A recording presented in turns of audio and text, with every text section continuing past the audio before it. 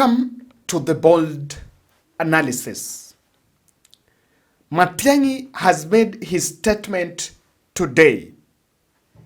And the statement that Matiang'i has made in Kisii region is a message that should go directly to Kalonzo Musyoka, Rigathi Gachagua, and the whole team that are looking into what opposition candidate really means.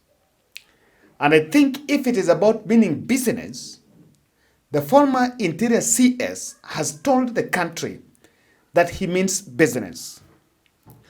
The homecoming or the Meet the People tour in Gusii region was critically important so that Matiang'i could shed the narrative that is a coward, a man who cannot face the people, that is not a politician, so he cannot organize a political event. So in this podcast, I'm going to look into that Meet the People tour. We're going to look into the crowds. We're going to look at the leadership and really what Matiang'i's event in Kisii today politically means for William Ruto. I can tell you, I don't work in Statehouse, but William Ruto is going to commission a team to sit down and analyze all the video clips during Matiang'i's tour in Kisii. The statement is out there. Kindly subscribe to our channel, click the notification bell, and like our videos. And thank you very much for supporting this podcast. Remember, when you click the notification bell, you will not miss any of our well objectively analyzed videos. And subscription is also absolutely free. So there is no amount is going to be deducted from your M-Pesa because you subscribe to our channel. So make sure you subscribe.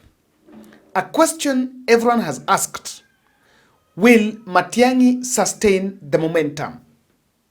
Will he sustain the hype? One of the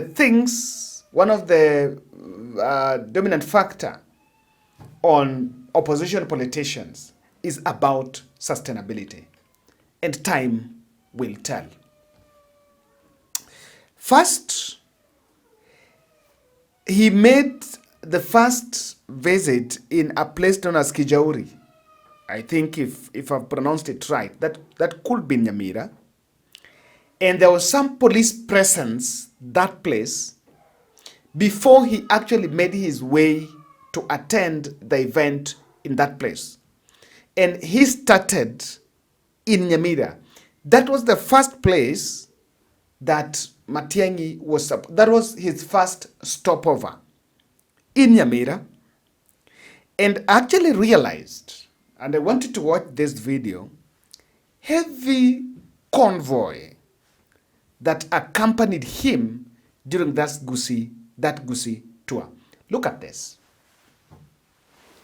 Yes. One thing I can see is that there are several politicians from Gusii region, even those who are working with William Ruto, that are secretly supporting Matiang'i. And that is one angle from that convoy. Number two, and that cuts across both Ruto and Raila MPs, but we're going to confirm that even just in due course. Number two, there are also oligarchs or business people or prominent personalities from Gusii region who are supporting Matiang'i. And they're the ones that unleashed that. The other third aspect is the powerful force probably outside the Gusii region that was supporting Matiang'i. The beauty of it all is that unlike other political events that we normally see, the crowd looks a bit organic. Yes, it looks organic. We are not seeing, school buses the famous school buses that normally carry paid crowds to event. But because politics is about perception, it's also interesting about that. The second observation is the crowd. Oh, well, the crowd. The one in Kisii town, the one is Nyamira, and the Gusii Stadium. If you look at, I'll want you to take a minute and look at this video clips.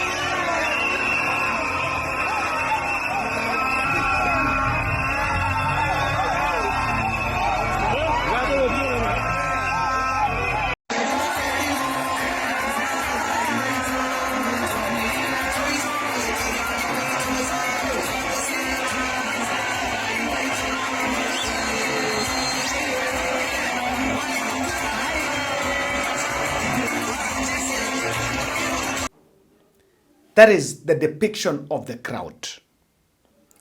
The crowd is a good perception for politics.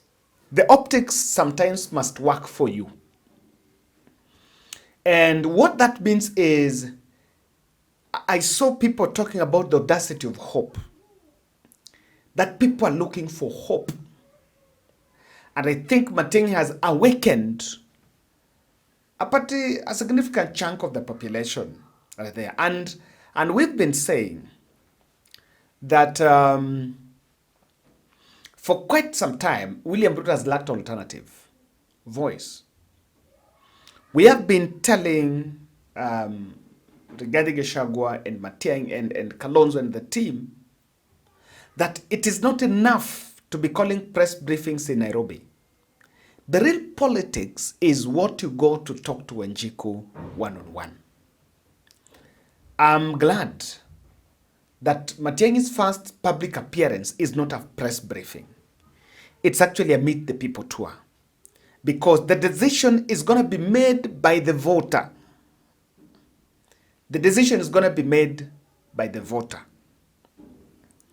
And that is critical, that people are actually looking for, their hope is being revived. I heard his speech, and we are going to do something about that.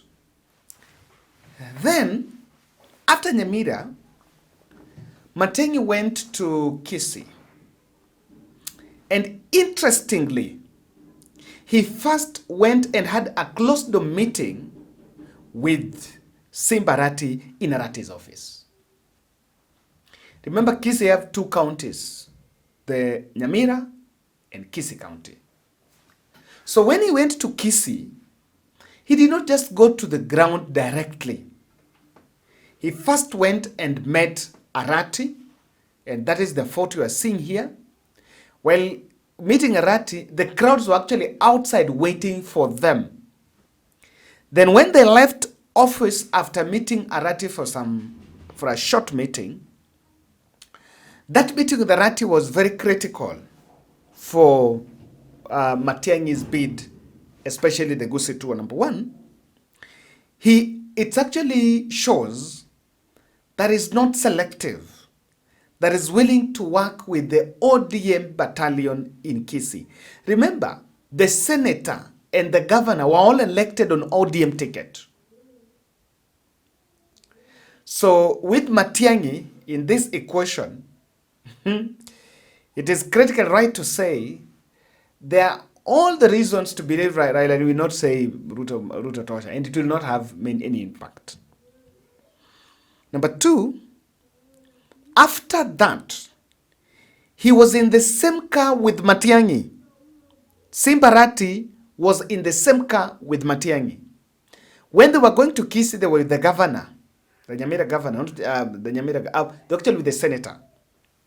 And I saw a sense of maturity and accommodative politics. Let me explain this. Richard Onyonka, the Kisii senator, has been the chief campaigner, the man that has been talking about Matiang'i quite more frequently than Arati. So if Onyonka would be selfish, Onyonka would not have felt comfortable when Matiang'i went to meet Arati. Because, and that was it. But he gave it. And in fact, even in the stadium, it is Arati who spoke and then invited Matiang'i to make his speech. So they were a bit accommodative. I also saw Kibagendi there. They were a bit accommodative. So when they left Arati's office, the Matiang'i's handlers had underestimated the event that Meet the People tour and was supposed to address a crowd at the Kisii roundabout. But the people demanded that they needed a speech from Matiang'i, and a decision was made quickly so that the whole convoy heads to Gusii Stadium. I want you to get a snippet of Arati's speech. Kisii sisi tumeanza safari, tumetoa ndugu yetu Okengo Fred akutane na kila mmoja ambaye anagombea kiti, na sisi hatutatusi mtu yoyote. Tukielekea mbele, tunataka kila kabila, Wakisii, Wajaluo, Waluya, Wakalenjin, Wakikuyu, Wapokomo, Wamasai na kila kabila wapate kukaa chini, tupate kupata kiongozi wetu kura hapa.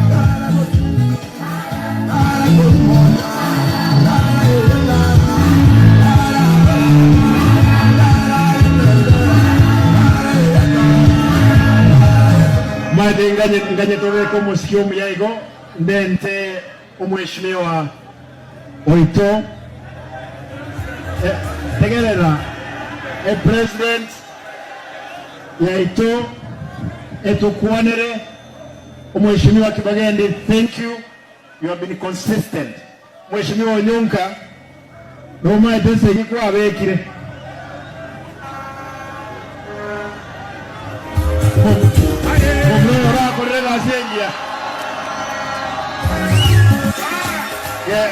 genderera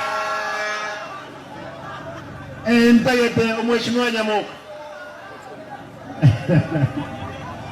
Mheshimiwa Nyamoka quite open.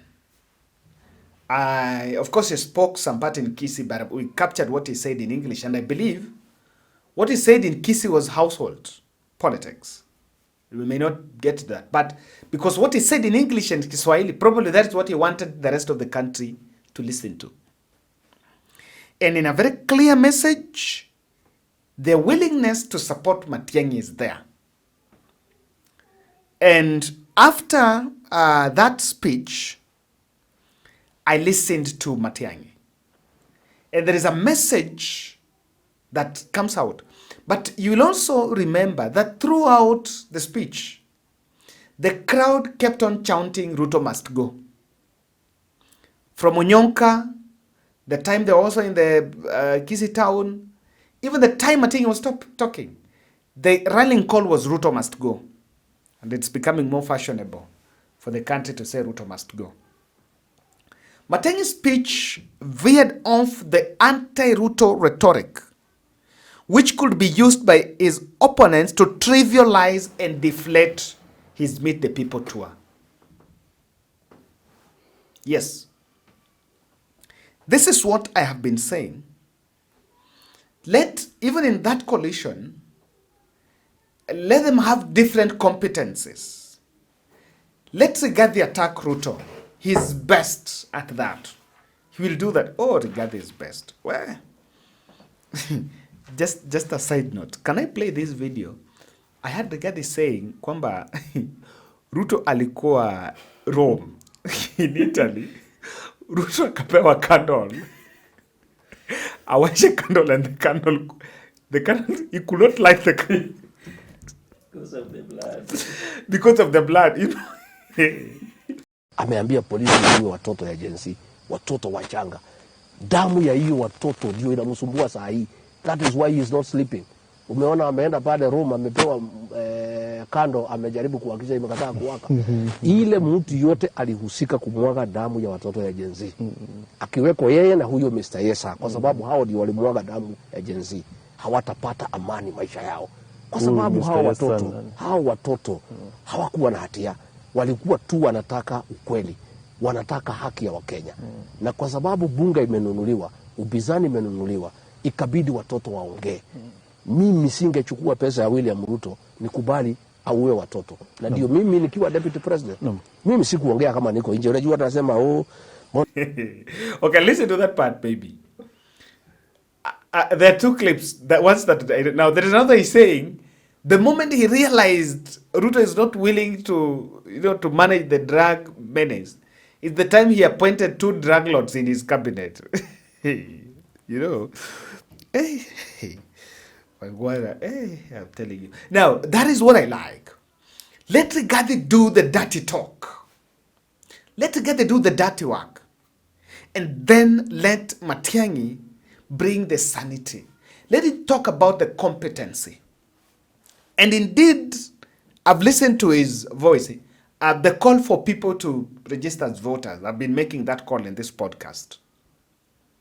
One thing that the confidence that that Matiang'i is bringing, when Matiang'i will tell people that go and vote, don't be lied to that your vote will be stolen, people will believe. Wakubwa wa kuandika watu kwa hiyo kazi ni nyinyi na kitambulisho yako na kadi yako ya kura.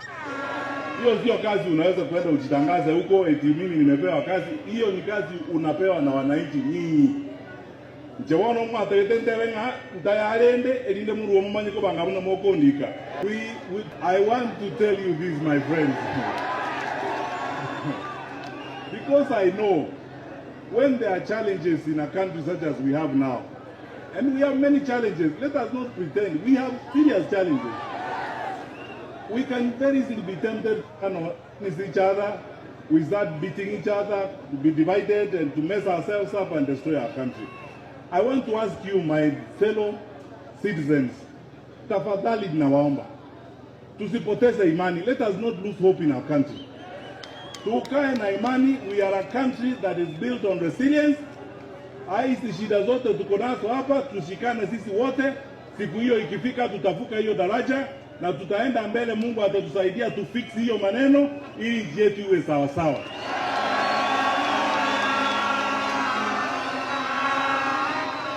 Tumekubaliana? Mimi nawashukuru sana. Tushikane sisi wote pamoja, tuende safari hii, tushike kadi ya kura, tupige kura, tukae na amani. If there was a position for them to still vote for Raila, they would have made Raila the president. But that did not happen. There is a narrative that we must also disabuse here. That, Matiang'i and Uhuru did not make Raila president. Now, will Uhuru make Matiang'i president? The answer is clear. There is no one there who is supposed to make someone president. It is about the election. Now, from the Matiang'i event, I want to make these observations. It is a matter of urgency. Maraga must shelve that ambition na ondoe jam. Maraga ondoe jam. Let Matiang'i take off. Because it's not because Maraga is not competent enough. He's amongst the best. But even from that region, from the kind of acceptability Matiang'i has received, his candidature is a diversion. It's good we say it. Here we say it as it is. Yes. His candidature is a diversion. Will be perceived as a diversion. 2, their tool is cheering President Ruto, telling him that ground si mbaya should continue hanging around the president, because they trivialize the whole thing, but kweli ground mbaya, but the tourists should still hang around President Ruto. Your Excellency, usitishike. Iko watu wengi wanapenda kutisha sana. Mimi nilikuwa hapa President Kenyatta akiwa president. After 3 years we had a problem in the government. Jaramogi left. Nilikuwa hapa when Moi was a president. After a few times there was a lot of problems. Nyinyi nyote mnajua until up 1982. Mpaka when he was leaving, kila saa watu bila Moi yote inawezekana. Nimekuwa hapa President Kibaka akiwa kwa kiti mimi, and I served him. Kibaka alitengeneza kila kitu Nairobi, he improved the economy. But 2007, hawa wananchi voted him out. We had to do some ukarabati. Sasa nimekuwa hapa wakati wa Uhuru. Uhuru ni rafiki yangu sana. But you could hardly see him outside the way you are outside, you are visible everywhere. But he managed to finish his 10 years. Hawa wa Kenya unasikia ground ni mbaya. Hapa ground hapana mzuri. Ruto must go. Na sio wewe, sio ground ni mbaya. Wewe anasema ground ni mbaya. Mwenyewe hana ground. Unasikia hiyo? Wacha tuwache mtu amalize kazi yake. I saw watu wa press, mtu ameandika kwa Standard, anasema atuoli yeye kazi ya trade union court is not a political party. We serve the government of the day. We negotiate for our rights. Huyo kijana anataka elewe hiyo. We are not a political party. We are not aspiring to have a president. We must support the government of the day for the stability in the country, which will be extended to industrial stability. Wewe fanya kazi, kama iko makosa, we are principled. We will come out and say, hatufichi.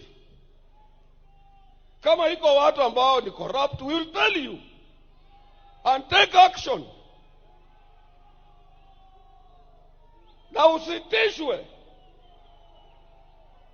Let me take that Brother Mutua, waziri, kuja uongee, alafu hizo protocols zingine utaangalia za kuminvite His Excellency the President. President, I thank you very much for honoring this day. May God bless you.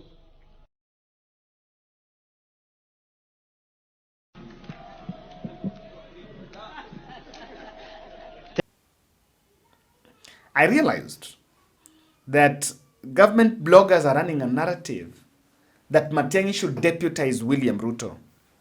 And I even saw one, Abuga from Kisii, who is even saying that Matiang'i had a phone conversation. They're running a narrative, Matiang'i had a phone call with Ruto. It is good for Matiang'i to avoid attacking the Ruto rhetoric. Let others do it. That way, he will be off the tribal hook. Now, what is a must do for him and will give him some quick win? Number one, he must prove the financial ability to run a successful campaign and assemble an election and campaign machinery. He really needs the machinery.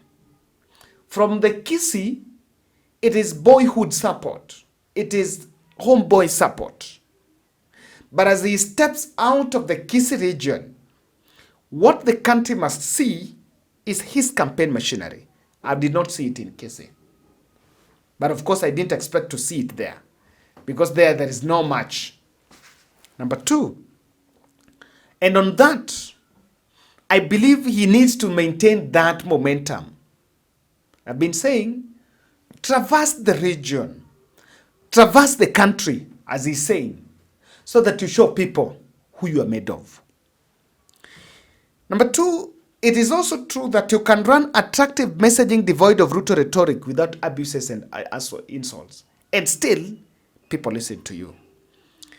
Matiang'i must elevate himself as the presidential material emerging naturally, so that the politician sitting in a corridor to choose who is the flag bearer will find it easy and make it critically difficult to make him just be a second choice.